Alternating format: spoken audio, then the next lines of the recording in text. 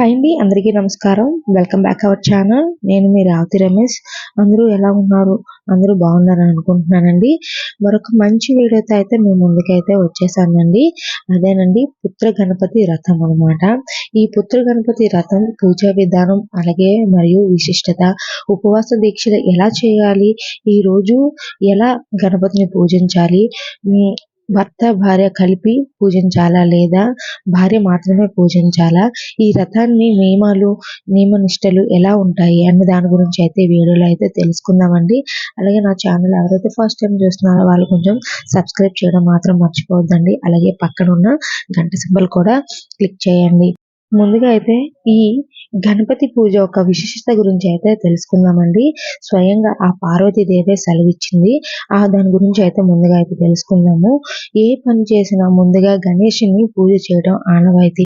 గణాలకు అధిపతి అయిన గణపతికి మనకు ఎదురయ్యే విఘ్నాలను అన్నిటి నుంచి తప్పించే విజయం చేకూరుస్తాడని నమ్మకం కదండి.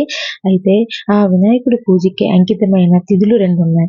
ఒకటి భాద్రపద మాసంలో వచ్చే వినాయక చవితి, 2 పాల్గొన మాస శుద్ధ చవితి నాడు వచ్చే పుత్ర గణపతి రథం. ఈ రోజు కనుక ఆ గణేశుని పూజిస్తే ఎవరికైనా పుత్ర సంతానం కలుగుతుందని ప్రీతి.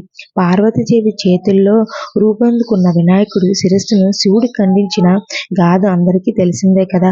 ఆ తర్వాత తన తప్పు తెలుసుకుని గజాసుని శిరస్సుతో ఆ పిల్లవాడిని బతికించాడు. ఆ సమయంలో పార్వతి ఒడిలో ఉన్న గణేశుని చూసేందుకు సకల దేవతలు కైలాసానికి చేరుకున్నారటండి. వారి ఆశీస్సులను స్తుతించి విన్న అమ్మవారు పాల్గొన్న శుద్ధ చవితి రోజున వినాయకుడిని స్తుతించి తనకు నువ్వుల బెల్లము నివేదన చేస్తారో వాళ్ళకు కూడా పుత్ర అభివృద్ధి జరుగుతుందని ఆశీర్వదించారటండి. పుత్ర గణపతి వ్రతాన్ని అనాదిగా ఆచరిస్తున్న సందర్భాలు కనిపిస్తున్నాయి.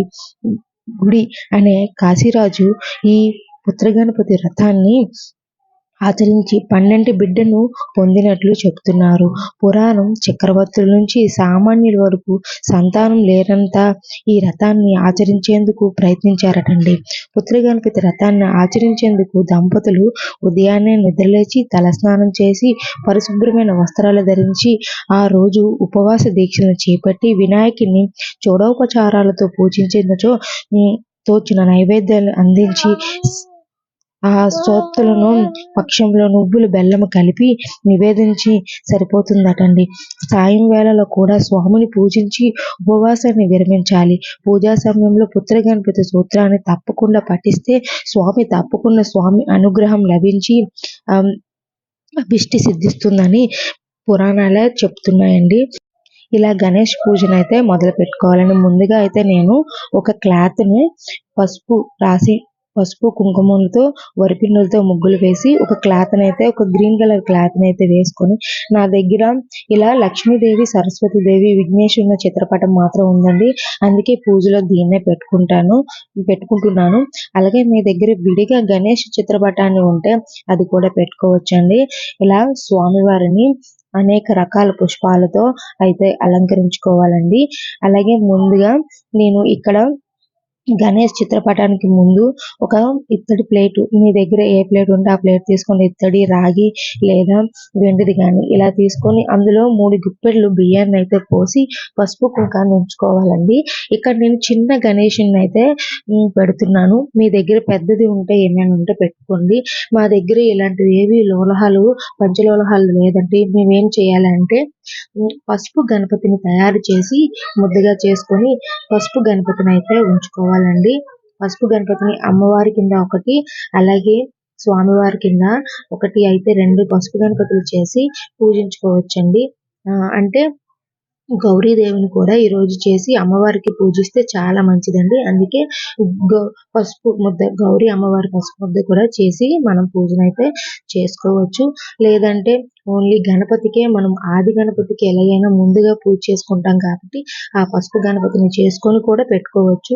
ఇక్కడ ఉంటున్నది కూడా ఇలా లోల్కాలు ఉన్నది కూడా ఉంచుకొని మళ్ళీ పసుపు గణపతిని కూడా మనం తయారు చేసి పూజలు అయితే ఉంచుకోవచ్చండి. లేదు అనుకుంటే మామూలుగా పసుపు గణపతిని మాత్రమే చేసి మీరు పూజలో అయితే పూజించుకోవచ్చు. అలాగే స్వామివారికి నిత్య దీపారాధన అనేది కోసమని 2 ప్రమిదలు అయితే ఏర్పాటు చేసుకోండి.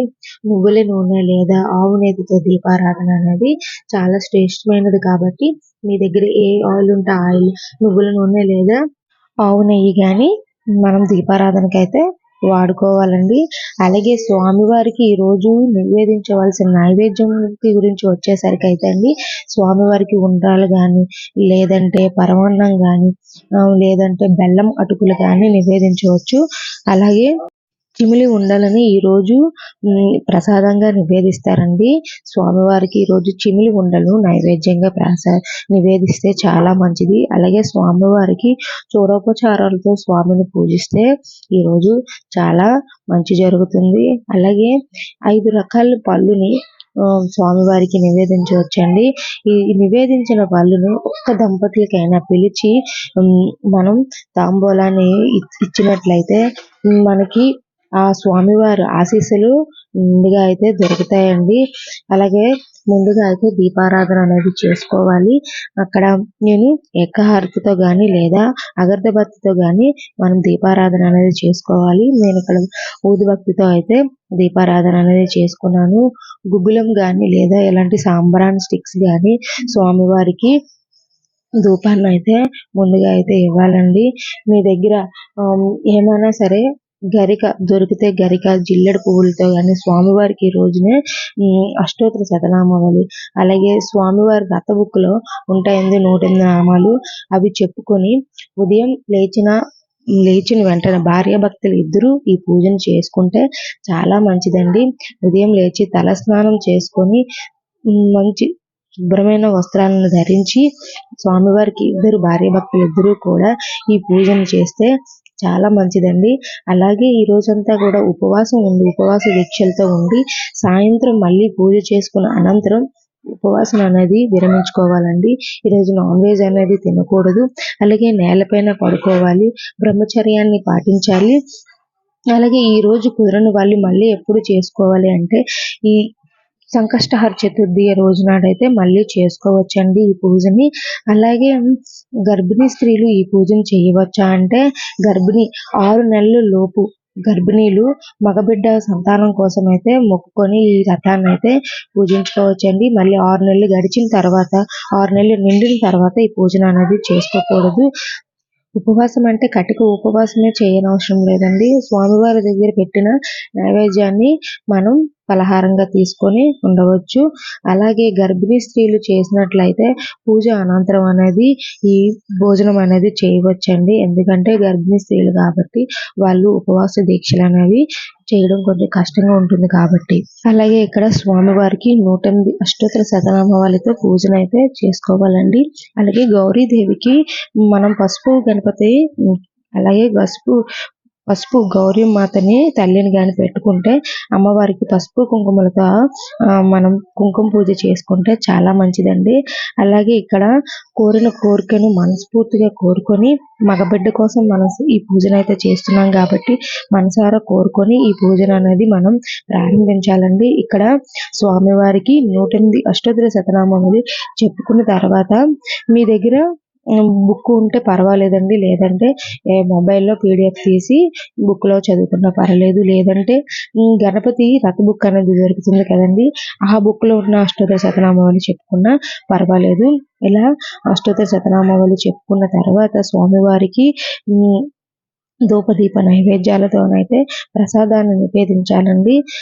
అలాగే మీరు నమ్మరు, నేను మా పెద్దబాబు ప్రెగ్నెంట్ కడుపులో ఉన్నప్పుడు 3rd మంత్లో అయితే నేను ఈ పూజను అయితే చేసుకున్నానండి. నేను కోరుకున్న కోరిక ప్రకారం అయితే నాకు మొదటి సంతానం అయితే బాబే పుట్టాడండి. అందుకే మీ మంచి కోరే చెప్తున్నాను. ఈ రథాన్ని మాత్రం ఎట్టి పరిస్థితుల్లో కూడా ఈ రోజునైతే మిస్ చేసుకోవద్దండి. రేపు 3వ తారీఖు మార్చి 3, 2025 అయితే ఈ రథాన్ని అయితే ఆచరించిన వాళ్ళకి మగ సంతానం తప్పక లభిస్తుందని సాక్షాత్ ఆ పార్వతీదేవే సెలవిచ్చిందండి. ఈ పూజని ఇంట్లోనే సులువుగా ఎలాంటి ఖర్చు లేకుండా ఇంట్లోనైతే ఈ పూజనైతే చేసుకోవచ్చండి. ఇలా పూజ అనంతరం స్వామివారికి స్వామివారికి మంగళహారతి నీరాజనం పలికిన తర్వాత పూజా విధానం అనేది కంప్లీట్ అయితే అవుతుందండి. ఫస్ట్ టైం చేసిన వాళ్ళు ఏ హడావిడి లేకుండా పీఠాన్ని పూజా మందిరంలో వేసుకున్నా పర్వాలేదండి. కానీ వ్రతం చేస్తున్నాం కాబట్టి విడిగా ఇలా వేసుకోవడం చాలా మంచిది. పీఠాన్ని వేసుకొని స్వామివారికి ఒక ఆసనాన్ని అయితే వేసి ఇలా విడిగా పూజించుకుంటే చాలా మంచిది. ఉదయం సాయంత్రం 2 పూటలా కూడా పూజించుకున్న తర్వాతే పూజా పీఠాన్ని సాయంత్రం దీపారాధన అనంతరం అనేది కదుపుకోవచ్చండి. మీకు ఎలాంటి కోరికైనా సరే ఈ పిల్లలు అంటే చదువు విషయంలో గానీ, ఉద్యోగపరమైన గానీ ఎలాంటి కోరికలైనా ఈ రథంతో అయితే కంప్లీట్ అనేది అవుతుందండి. ఈ రథం చేసిన వాళ్ళకి ఎలాంటి కోరికైనా కూడా తీరుతుంది. ఆ సాక్షాత్తు ఆ విఘ్నేశ్వరుడే మనకి ఈ కోరికలు తీర్చుతాడని పురాణంలో కూడా రాసి ఉందండి. అలాగే సింపుల్‌గా ఇంట్లోనే ఈ పూజననేది చేసుకోవచ్చు. ఈ పూజ చేసుకోవడానికి ఎక్కువ ఖర్చు కూడా అవ్వదు. ఎక్కువ సమయం కూడా పట్టదండి. ఈ వ్రతాన్నయితే మాత్రం ఈరోజు మాత్రం మిస్ చేసుకోవద్దు. ఎట్టి పరిస్థితిలో కూడా మీ మంచి కోరి నేను చెప్తున్నాను. నేను చేసి ఫలితాన్ని అనుభవించిన తర్వాత మీకు చెప్తున్నానండి. ఈ వ్రతాన్ని మాత్రం ఎట్టి పరిస్థితుల్లో కూడా మిస్ చేసుకోకుండా అయితే ఈ వ్రతాన్ని అయితే చేసుకోండి. అలాగే మీకు అన్నీ కూడా అర్థమయ్యాయి అనుకుంటున్నానండి. ఏమైనా డౌట్స్ ఉంటే కింద కామెంట్ సెక్షన్‌లో కామెంట్ అయితే చేయండి. మీకు రిప్లై అనేది ఇస్తాను. అలాగే నా ఛానల్ ఎవరైనా ఫస్ట్ టైం చూస్తే కొంచెం సబ్స్క్రైబ్ చేయడం మాత్రం మర్చిపోవద్దండి. అలాగే పక్కన ఉన్న గంట సింబల్ కూడా క్లిక్ చేయండి. లైక్ చేయండి, షేర్ చేయండి, కామెంట్ కూడా చేయండి. Thank you for watching. అందరికీ నమస్కారం.